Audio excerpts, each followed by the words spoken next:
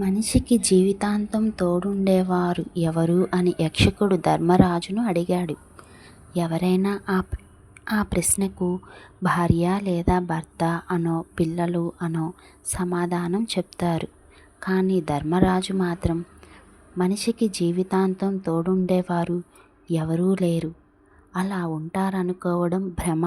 జీవితాంతం తోడుండేది తన గుండె ధైర్యం తప్ప మరొకటి లేదు అని చెప్పాడు.